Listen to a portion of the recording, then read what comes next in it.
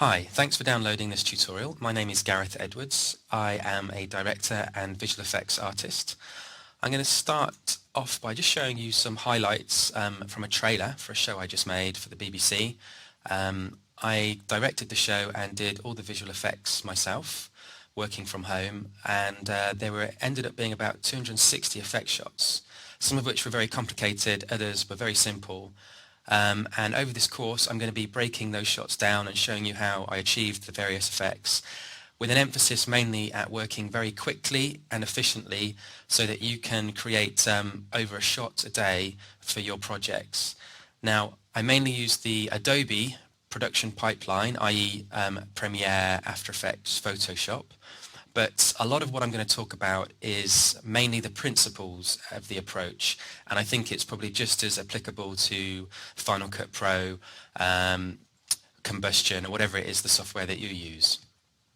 Okay, so starting from the beginning, obviously when you're trying to do all the visual effects yourself, you have to have a pretty efficient working process. And so I mainly use Adobe software. And I start off in Premiere, and I'll just show you, this film was made like any other film. We did the shoots, and then we did the edits, and the whole thing was picture locked without any of the visual effects in place. And then it was up to me then. In the end I had about 5 months to create the 260 effect shots, which ended up being about a shot a day. But during the edit, this is a DVD playout of the edit itself, the picture lock. During the edit you can see that some of the shots that are supposed to be effect shots, like this next shot here, I created a pre-visualization of what we might get. So this is very crude 3D kind of approximation of what the final shot could be. These are siege towers attacking a city. You'll see them again in a minute. Here you go. So it's very crude rotoscoping. It looks simple and quite funny. But yeah, so what was happening is this was allowing the executive producers to sign off on the final show before it all got locked, and then I went away and created all the effects. So yeah, so essentially what happens is we finish the film, then the post-production facility where we edited exported the whole film at high resolution as a group of QuickTimes. I would then import those QuickTimes and create a timeline in Premiere in high definition. I'll try and show you it here. Basically, this is the whole film. Now, I finished the film, obviously, since I started this, so it's not quite as simple as it should be. But if I zoom into this area, I'll give you an idea of how I approached it. Okay, so we got two layers. On the bottom layer is the high definition layer, which is basically the film itself on this video layer, and on the top layer above that is where all the effects will go. So basically what I do is I go through the whole film and I slice it up. So what we have here is some slices. In this scene, if you just watch this bit, this guy, played by Alan Leach, played this guy called Edico. He gets sent by Attila to go off on a journey to Constantinople. So we shot a scene where it was very quickly done in about 5 minutes, where some horses just come down the brow of a hill.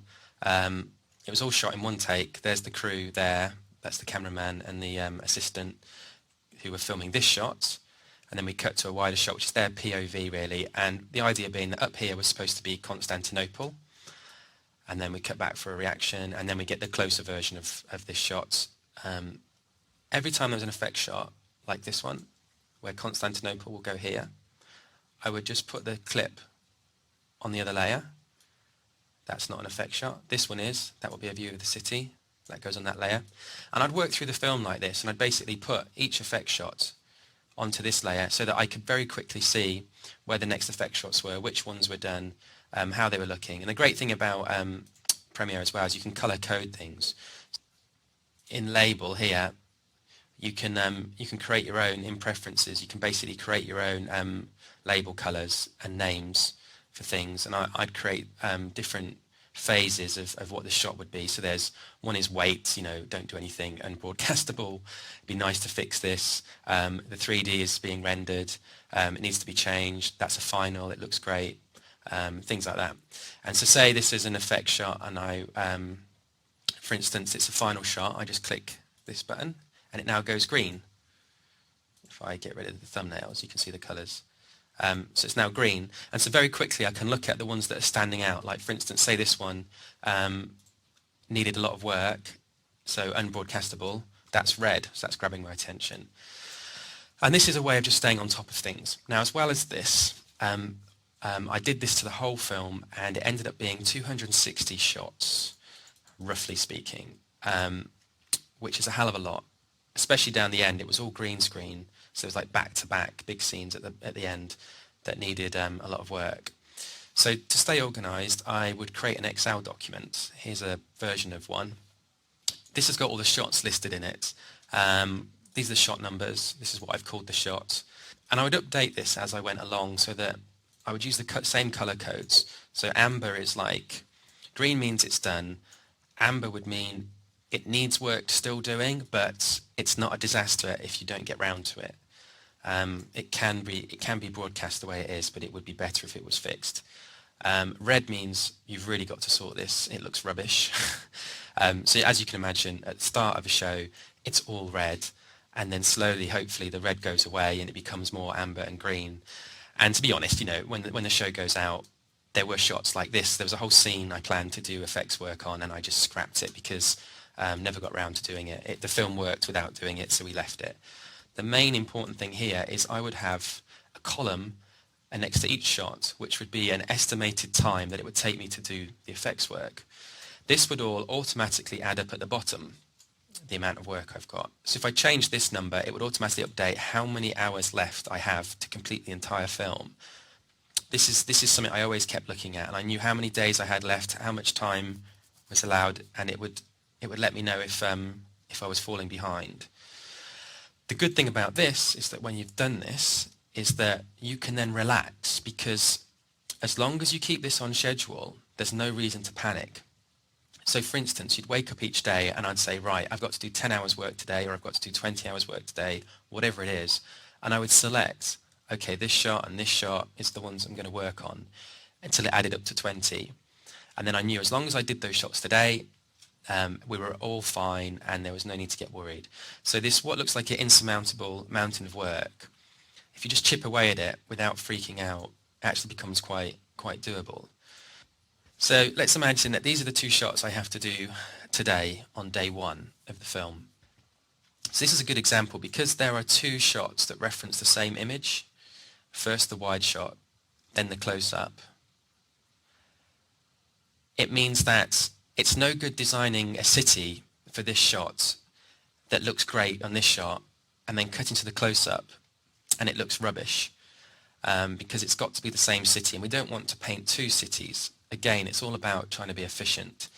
So I'm going to export both of these clips and give them names, and then I'm going to open them up in After Effects. Okay, so I've imported those two shots into After Effects. I'll just show you what they look like. Now I just always stay organized, right? So I happen to call things footage for things that are imported. I have images, and I have comps for compositions. So I'm going to put the comps into the comp section, these into the footage, and these are my plates essentially. And so the first thing I want to do is track them. So I'll track the wide shot first, and we'll call basically two more folders. I'll call this wide and close. I want to kill two birds with one stone here. The idea being that we want the same project to reference the same, both pieces of footage, and so we only have to paint one image, so that anything we change to that image will automatically appear in both the wide and the close-up. So let's get that in the close and that in the wide, and I can rename these to plate close, so that's my plate for the close, and the same with the wide. Okay, and then this is the track for the wide, so I just call this track. Okay, open this up, double click it, so there you go, it's referencing the plate. Now the way I track, there's lots of different ways, but for instance if we're going to do it in After Effects, and I'll always usually try After Effects first because it's the fastest. If it doesn't work, then we'll go on to something else, like Mocha or Buju, but we'll deal with those in other classes. Now, in terms of tracking, there is a slight, I think a slight rotation, maybe because it's a handheld shot. So I'm just going to track the rotation and position. I'm going to open these up a little because it's quite a soft image and it just helps the computer lock. I want to keep them apart. I know that the camera's going to pan left, so I can afford to go over to the left. Okay, and then let's just track this and see what happens. Now I've put a null in this layer because I don't want to apply this motion that the computer's going to track to the map painting itself, because I might want to move the map painting, I might want to add extra things to the map painting. So I kind of want a object that's well, a null basically, that I can apply this motion to, and then anything that I want to then add, I just parent to that null. So there we go, apply that. I think we're happy with that. So this is the wide shot. It looks like it's working, right? So I'm just going to test it. I just add a solid object of any kind. Just shrink it down. See how it sits on the horizon. I'll press T for transparency and half fade it. Okay. Oh, I've got to parent it to this null, which is the track. I mean, I just tend to name everything, keep it really simple. So that's the track then. I can even lock it so I can't change it. There you go. That looks like it's going to work. Okay, so I'm happy with the track on the wide. So now the next thing I want to do is do a track with the close. Same thing. I'm going to create a null to apply the motion to, and we're going to track the. Let's look at the shot because maybe we don't need rotation. Probably do. Okay. It's on. I happen to know this shot is shot on someone's shoulder, so there's a chance that it could rotate slightly. And if we don't, it'll be really noticeable. The city will look like it's sliding slightly. So let's just see what this does. Let's find somewhere to track. That tree looks good. And what else? That bush up there, or tree, looks okay. Now it's very soft because we've got a narrow depth of field because these guys are in focus and this is a bit soft. And so I've expanded the tracking area because essentially the larger it is, if you imagine that was shrunk back to the normal tracking area, it would then be sharp again. So, you know, it's the same as having a sharp image. So you just need to make them bigger every time it's a bit soft. Let's track this. This will take some time, so I'll just jump ahead when it's done. Okay, so the track's now done. Let's have a look. Oh, okay, I knew this was going to happen. Basically, the tracks go out of shot, which means we lose the ability to track. But that's not a problem because we're using a null to apply our tracking data to. So I'll say I'm happy with that, and I'll hit apply. Okay. Okay, so we watch this, and it's all good, it's all good, it's all good, and then it goes wrong from about there onwards. So just to be safe, I know it's good here. What I'm going to do is highlight all of the tracks, all of these keyframes that are bad, and delete them. So I know everything up until that point is good. Okay, now I need to track from that point onwards. Now there are probably other ways to do this, and this is just the way that I do things. So this track's good up until here, so I'm going to create another null object.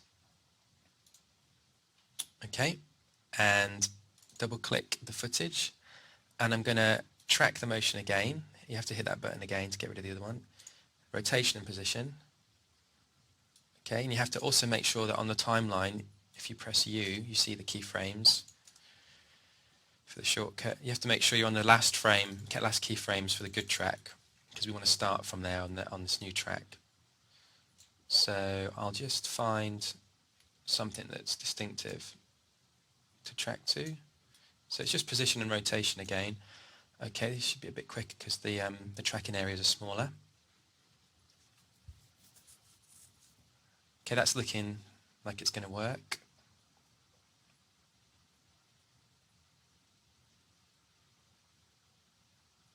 Okay, and I'm going to apply that. Right, so now what we have is a track, this fella here, a track that works really well up until this point, and then from that point on, this track works really well. And what I'm going to do is combine those two tracks together very easily. You take the bottom track, i.e. the first one, and you just grab this and parent it to the top track. If there was many nulls that were doing this, then you would parent each one to the null above it. And I have had shots where I've had about 10 different nulls because I lose things. People walk past frame, they block the track. I've had to guess the track at certain points by just keyframing it myself. And then it all seems to work okay. And I'll prove that by, again, just add a solid, shrink it down, just put it on the horizon. I'll make it semi-transparent. Okay, and what you have to do is link it to the bottom null. That is the one that will be the master track because it is parented to the following. So there we go. That tracks the entire shot. Now there are probably other ways to do this, but this is my particular way. The reason being is that if you were to move, I've done it in the past where you just track it and then move the anchor points and things like that to adjust. But when you apply motion blur at the end, you get one frame of extreme blur where it's popping from one area to another, which always ruins the realism of stuff. So this way, nothing will. I can apply motion blur to this, and it won't do anything crazy when it switches between the two. There's nothing crazy going on there. It's looking accurate. Okay, so now I want to just show you something that's quite interesting. For instance, let's go to the track of the wide. Let's find the frame where it kind of is quite still, so there's no motion blur within the frame. That'll do. Now I'm going to duplicate the layer, and I want to kind of freeze this layer on this frame so that it's just an image of this hill with these guys in, obviously. And the way to do that in After Effects is to go to Time, Layer Time, Enable Time Remapping. There might be an easy way, but this is the way I do it. Hit a keyframe, so it's storing this frame here. Now I go to the previous keyframe and turn it off, and I go to the last keyframe and turn it off. Now all there is now for the whole of this clip is the keyframe for that one frame. So it's basically the same as freeze framing that on that frame the entire clip. Let's now lock this individual frame to the track, and what we get is essentially an image of the hill that looks perfectly to the actual hill. Now I'm going to cut a mask out around here. Okay, so this, and I'll show you what I'm doing by, I'll just make it a strange colour, or a bit darker, so you can see how it's working. Okay, so for the sake of this shot, I now have a still image that is perfectly mapped to the background.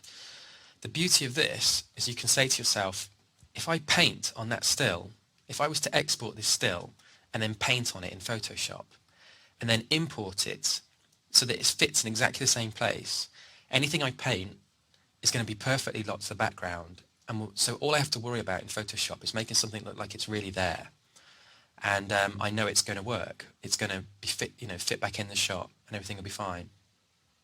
Okay, so I've exported all those frames into Photoshop. You can see the close-up ones here, and the wide one here. Now what I want to do is create a kind of a big canvas which has this landscape on it that I will then import back into After Effects and in the knowledge that anything I paint onto that canvas will automatically be locked to both the wide shot and the close-up. So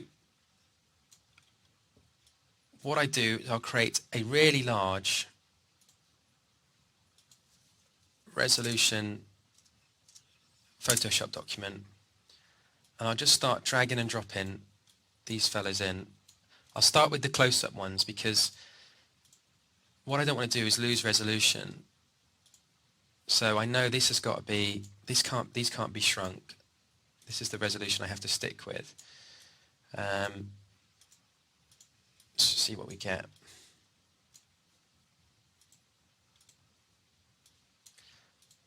Okay, now obviously, like Control and plus zooms in. Obviously, I don't need all of them. So I'm looking for the sharp ones. That's pretty sharp. That's a bit soft. Same there. That's okay. That's the sharpest. So let's just use the two and see if they line up. I'll make the top one half transparent. And I'm just looking for the same bushes here as I get here. I think that one is there. Is that right? Yeah. Okay. So Control plus zoom in, and I'm just going to use the cursors to move it around. Now it's very hard with things like this because they're never going to fully line up. I think that's close enough. Okay, put the transparency back up, and then I'm just going to rub out with the rubber this line at the bottom. You get away with murder on fields and things because no one will ever know see the joint. Okay, so I'm going to merge these down, and I'll call that close.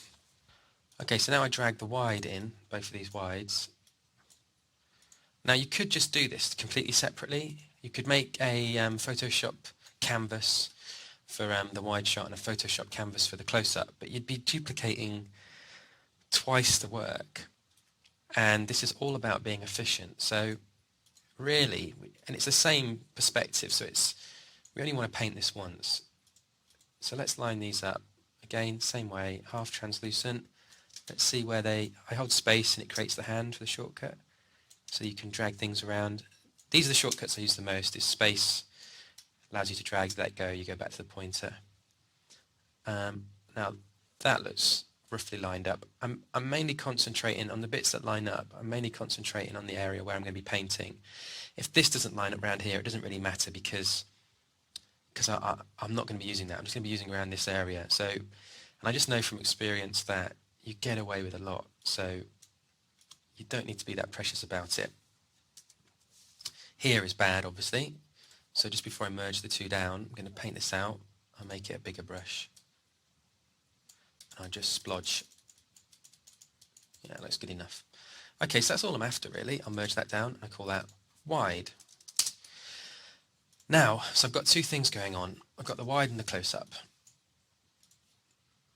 Now, I obviously want these to be together. I could shrink this close-up to fit in with the wide, but then I know whatever I paint, I'll then have to scale up and I'll lose resolution.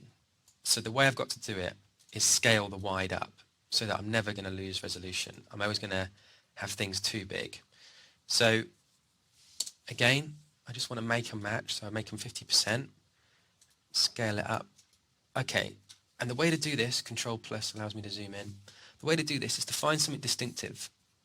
Like, see that bush there, that little one? I'll find the same here. Okay, there it is. And I line it up over the top. Then once I've got it lined up, I put the anchor point over that point. Control minus zooms out. Okay, and then what I want to do is, holding Shift and Alt allows me to expand this. Obviously that's too far. If you look at these bushes at the top, I'm basically trying to scale it so it aligns. There you go, that looks pretty accurate. Hit enter. To transform, by the way, is Control T.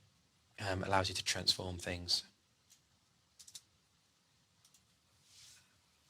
Okay, and now I'm happy with that. I put the transparency, opacity back to 100%.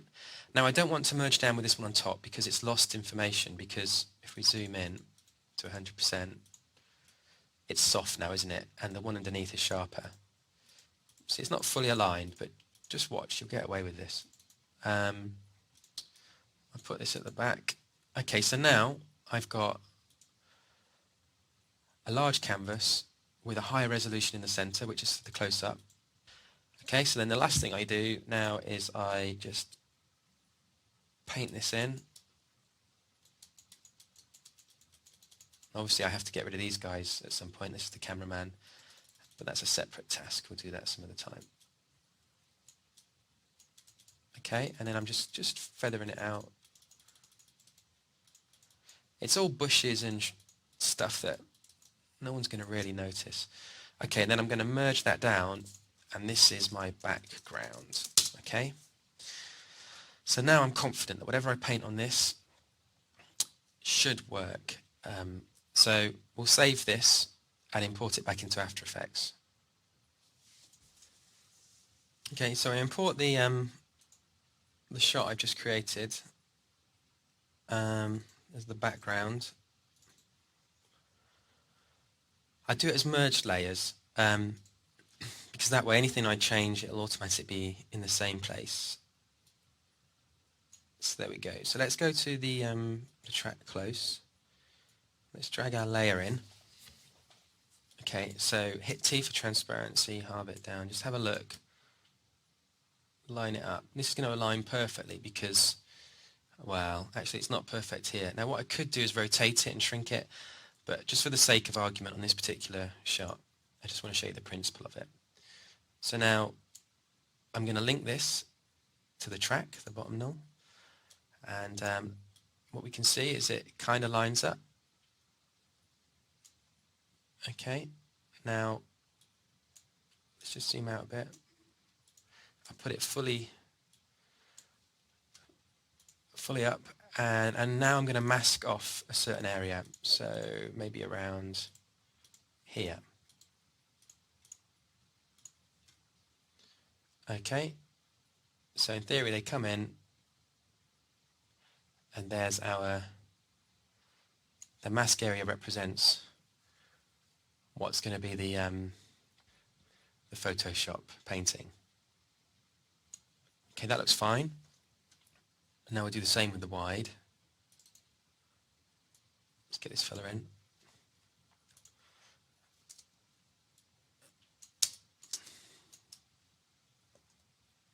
Now with the wide it's a bit harder because it's overly big.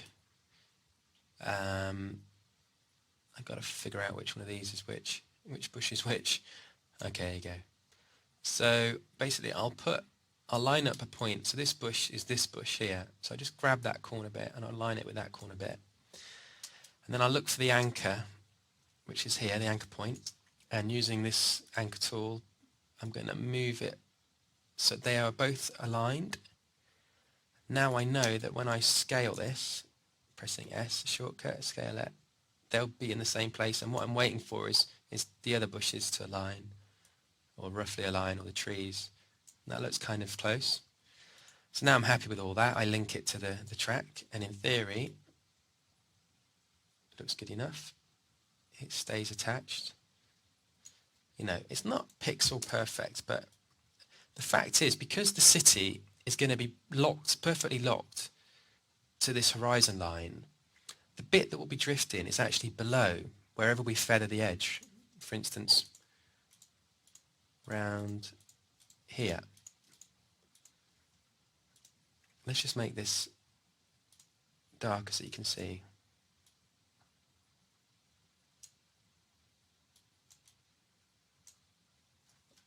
Okay. I mean, everyone's going to be looking at, is that city really attached to the horizon? And it will be. The bit that might drift, or the bit where we're gonna be blagging it a bit, is around the base here. These might slide by a few pixels at the worst case scenario, but no one's going to be looking there because no one's going to know. They're going to be looking up here at the city, and they'll be looking at how it connects, and that'll be fine. So I'll just show you. If we mask and smooth the mask off by just double press M twice, and you get the mask info up, and just slide the feathering up so it feathers in quite nicely. Now if I take the levels off, it basically, so let's imagine that's all good. Okay, track close, track wide, fine. So now anything I paint to this should update. So let's prove that. Go into Photoshop. Okay, so this is my layer. Let's duplicate the background. And what I'm going to do is I'm just going to cut around the horizon.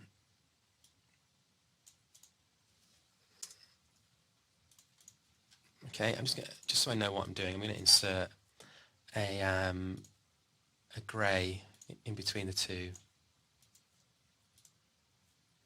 Okay, so I can see what I have and haven't got rid of, and then get rid of this stuff. Okay, then use the rubber to get rid of the brackets. Is a shortcut for shrinking paint sizes and stuff. So for argument's sake, it doesn't have to be perfect. Let's say that'll do for now, right, just to test this. So we've got our foreground, let's call it foreground. We've got grey, I'll just call it grey even though we know what it is, and background, okay? So now I am going to, well, let's test something. Let's get an image of Constantinople from the internet. So I'm going to use Adobe Bridge.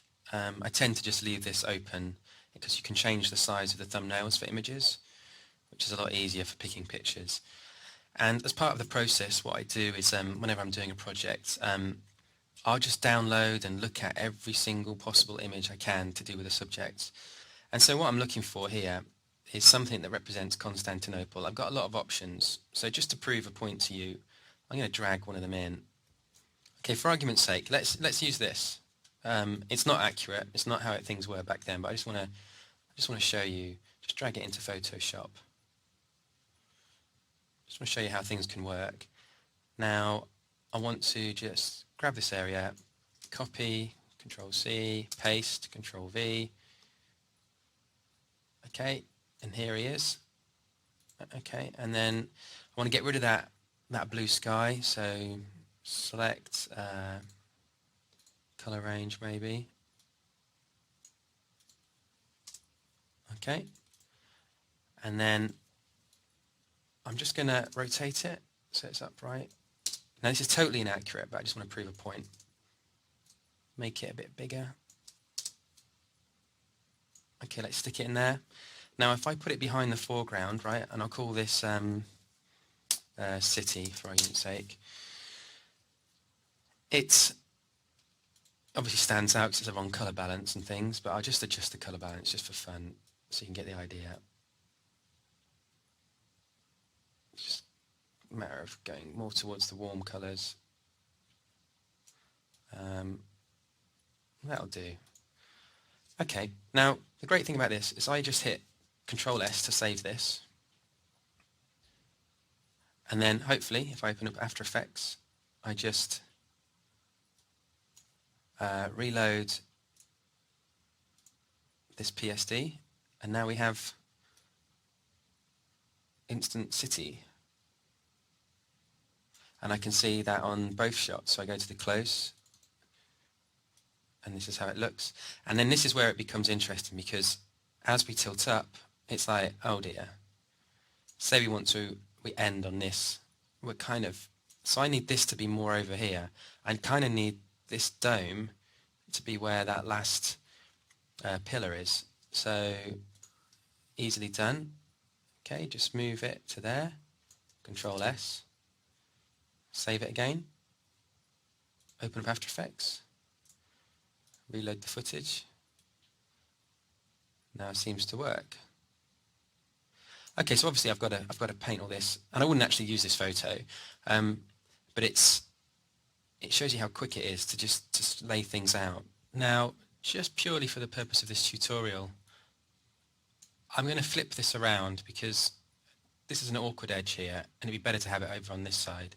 And also the lighting, if you look at the lighting on these guys, it's from the right, and it's coming from the left here. So flipping it seems like the most obvious thing to do. Let me just zoom in. I'll keep the original just in case. So edit, transform, flip horizontal. Okay, and if I have the original, then what I can do is I can just see where the dome was and align it again with that. That's good. Now take the original away. And now all I want to do is just clean up the other side, just purely for the purpose of this. So I'm going to copy and paste this edge, and I'm going to transform it, just kind of do something a bit silly with it like this. It's not perfect, but it'll do. Let's just get rid of that. And let's merge that down, and that's our city. And I'll also, with the layers and levels, I'll darken it slightly and then lighten it slightly so it hazes into the background a bit. And then it will need a very slight colour adjustment to make it fit back in. So there are other things I'd do to this, and I'll talk more about them on other tutorials, but for instance, it would catch the light, so it'd have a little glint from somewhere. I'd use that as a lighten layer. I'll talk through this in other ones, but just for now, desaturate that. And then just paint out, what I do is just paint out most of that. Just leave it to catch the odd glint. So I've painted it a bit better very quickly, and I'll just reload this footage. Here we go. So this is our better city, and I'm just going to feather the mask a bit more so that it's not so obvious where it blends. There's a pull focus going on here, and if I was really getting into it, then I'd do the pull focus as well and make it blur. But you can see the principle of it's going to work.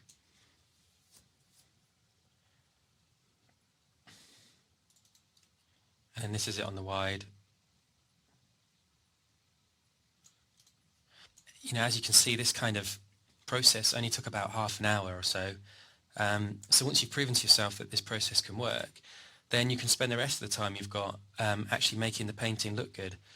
What initially looked like a daunting task, which is creating 2 handheld visual effects shots in a day, has become really the process of just creating a matte painting, a single matte painting, which is quite achievable. And so obviously this matte painting is just for reference. It's not the actual one I used in the show. So obviously you render these out, and you drop them back over the originals. And now whenever we change this matte painting and we render it, it'll automatically be on the timeline. This is the final version of the shot I did for the film itself. As you can see, there's no mosque. Constantinople back then didn't have that mosque. What it had was a giant hippodrome chariot racing stadium. So I had to create that in 3D. But I'll talk about how I do those things in other classes. But basically you can see that within about half an hour you can track a shot, put something crude in that represents the final thing, and then you can spend the rest of the day just tweaking what it is you're painting in Photoshop over and over, re-rendering, seeing the update in After Effects and re-rendering it, and then watching it in the context of the film, and then checking you're okay with the way it works and flows.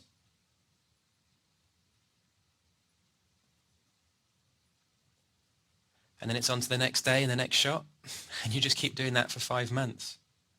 So this is an approach that I took on a lot of the shots for the film. In other classes I'll show you other matte paintings I've created and go a lot more into the specifics of the art of matte painting, if you want to call it that.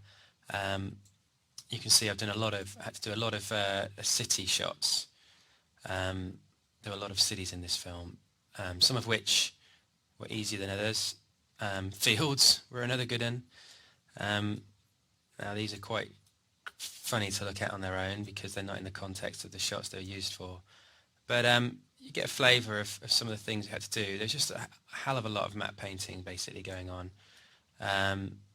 Some of which were abandoned because I took different approaches. But in the next class I'll talk more specifically about matte painting. Here you can see this is quite interesting. This is I actually did a matte painting of Constantinople for that shot that turned out to be inaccurate. I used that mosque, created a city wall, everything, and when I showed it to the historians, they told me it was inaccurate, and I had to redo it, which was quite an annoyance at the time. But there you go. But it just goes to show all I really had to do was repaint the main part of the city. I didn't have to start the whole thing again. I hope this was useful to you. It gives you an idea of how quickly you can set things up and get all the difficult things out of the way so that you can then just spend the rest of the day purely in a creative zone, sort of confidently knowing that from the technical point of view, you've solved all the problems. All you really need to do is now make whatever you've done look pretty, which I guess is an art in itself, and we'll get more into that in the other classes. But thanks for joining me, and look forward to talking to you again soon.